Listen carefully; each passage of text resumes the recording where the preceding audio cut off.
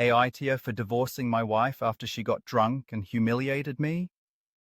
I am a M35 and I've been married for 6 years to my wife, F35. Before I got married, I never considered that my wife might one day say something hurtful to me. It didn't cross my mind once, and we never discussed how we might handle such a situation as a married couple. It always perplexes me how people in these stories never seem to have any type of plan or resolve for how to deal with conflicts in their marriages. That is to say, my expectation was that in the course of spending the vast majority of our remaining time on Earth in close proximity to one another, I expected my wife to at all times be exemplarily perfect. This obviously isn't possible. Every person screws up in their romantic relationships, and by getting married, you are signing up to experience every remaining romantic relationship screw-up your partner has. But no one in Aita land appears to have anticipated how to handle that. For the first 5 years of our marriage, she was exactly that. This all changed about 2 weeks ago when my wife displayed a sudden and drastic personality shift for seemingly no reason. My wife and I invited a few friends over for drinks. We don't usually drink. For some reason, it is extremely important that you know we don't usually drink.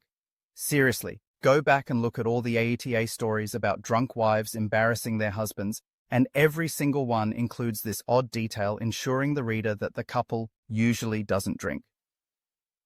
During the party, my wife had quite a few drinks, while I mostly stayed sober.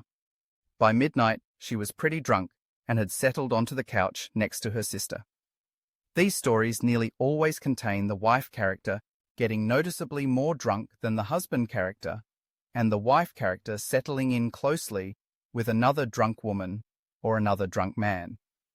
The implication here is that women can't be trusted to leave the close proximity of their husbands. And of course, a Reagan-era anti-alcohol message that a few drinks will turn you into some evil monster is included. The conversation between my wife and her sister quickly turned to sex because women turn each other into whores. My wife's sister said she wished her boyfriend, who wasn't at the party, would be more sensitive to her needs in bed. She said she wished he'd slow down and last longer. She wished he would pay more attention to foreplay and be more adventurous, a detail which is meant to trigger the insecurity of my readers, who are mostly young social outcast males, who no doubt worry about their own sexual performance. What is so evil exactly about a woman expressing her own lack of sexual satisfaction? My wife's sister ended her statement with, "Do you know what I mean?" And then my wife said, "Yeah." I couldn't believe what I'd just heard. By saying yeah, she basically told the whole party that I also don't pay attention to her needs, don't last long, and am not adventurous. By the way, what the fuck kind of party is this where everyone goes completely silent so two people on a couch can have an extensive two-hander? Why is the main character always eavesdropping on their wife instead of talking to other people at the party? I guess it's not an impossible detail, but just a weird one. I didn't say a word. I simply went upstairs stoically, packed a bag quietly, and went to a hotel in stoic silence. I think this detail exists so prominently in this genre of ITA stories in part because men admire stoicism and anti-emotionalism. But another reason it exists is because the author's main inspiration is television. In television, act breaks, commercial breaks, serve as a way to maximize the emotional impact of a moment without the characters having to deal with any immediate fallout. That's also why so many fake Reddit stories include characters storming off, running away, locking themselves in bathrooms, etc. Just imagine how ridiculous it would look for a guy to pack an entire travel bag to leave his wife in complete silence. Since that night, I've been staying at a hotel. How do these people always have enough spare money for a lengthy hotel stay? My wife has been texting me and calling me, but I've been ignoring it. Again, making absolutely zero effort to work on fixing my marriage of 5 years. This one comment is enough to completely tank it. My wife's last voicemail to me has me wondering if I'm overreacting.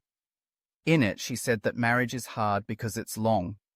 It's the longest thing we'll ever do. She said that means I'll be there for the worst thing she'll ever say or do in the rest of her life. and she'll be there for the worst thing I'll ever say or do in the rest of my life. She said marriage will be a journey through hard times to find the soft moments in between. And this map that weaves us through mountains and swamps and fields of flowers will not be perfect, but will eventually be something better than that. She said it'll be us, it'll be ours, it'll be a one-of-a-kind little life that in the entire universe could only have been made by the two of us, on this planet, in this moment. She said if I was ready to throw all of that away over one comment, she'll be sad, but she'll know I was never the one she wanted to be on this journey with in the first place.